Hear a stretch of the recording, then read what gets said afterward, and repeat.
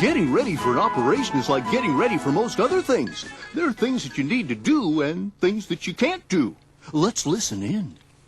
Johnny, when's the last time you had something to eat or drink, including water? We followed the instructions the nurse gave us when she called yesterday. Didn't we, Johnny? Sure, Mom. Great. I'm going to take your temperature and your blood pressure and listen to your heart. Just put this under your tongue.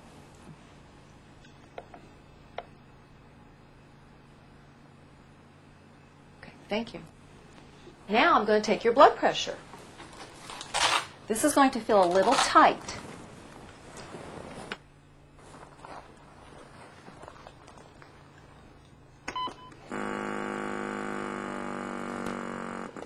It's okay. Psst. Hey, Johnny. Yeah, over here. Don't worry, only you can see me. Who are you? My name's Riley, and I'm here to walk you through your surgery. Do you help everybody out? Oh, yeah, I love to help kids in every way that I can. And so do these nurses and doctors. They really know what they're doing. Are you sure? Of course. I've been doing this job for a long time.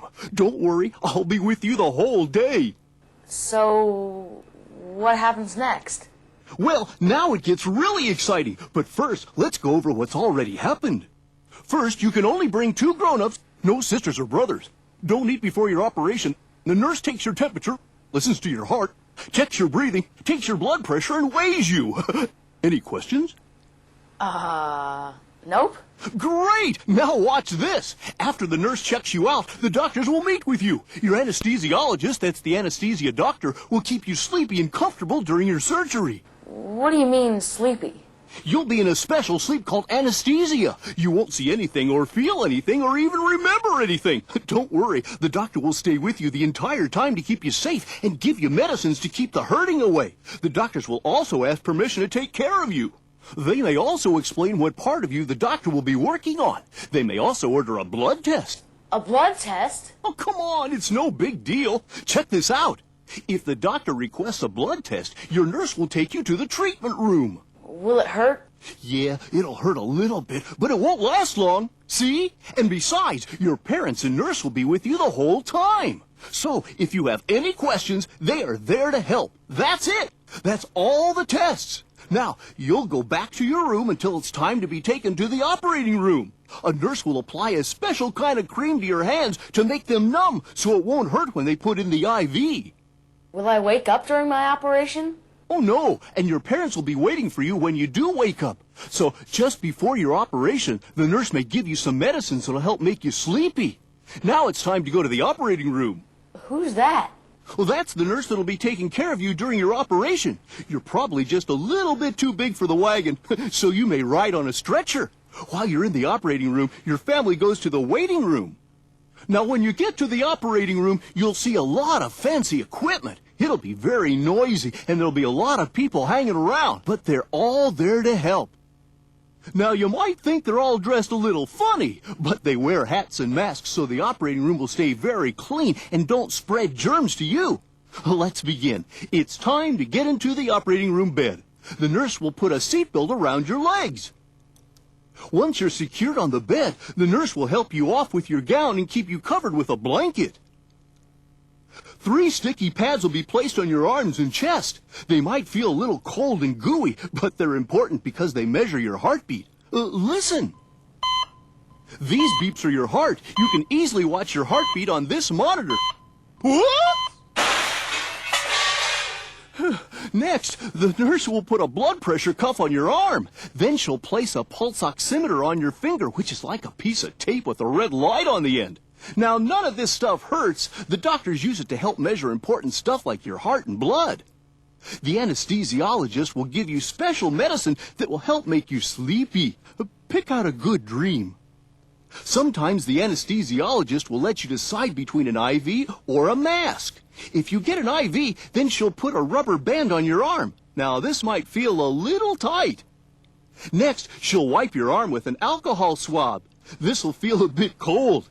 Now, once she cleans the area, she'll put in the IV. I don't really like needles, Riley. Hey, you think I like needles? Nobody likes needles, but this one is special and small. See? Still smiling. Once the IV gets started, all the medicines you'll need will go through that little tube. You might get a mask instead of an IV. This is just another way the anesthesiologist helps kids go to sleep. The best part is, the doctor lets you pick the flavor of the mask. I think this one is bubblegum. Bubblegum. Bubblegum. While you're in the operating room, your family will be in a special waiting room. A surgery nurse will visit your family to talk with them about how you're doing. Your parents will be able to ask any questions they might have. Then, after your operation, your doctor will speak with them. After your surgery, you'll go to the recovery room, also known as the wake-up room. Does everybody go to the wake-up room? Good question.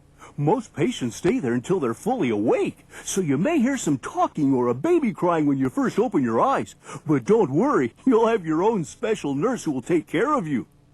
When you wake up, you may be wearing a mask or be in a small tent. But don't be scared. These things are there to make you feel better, and they won't hurt.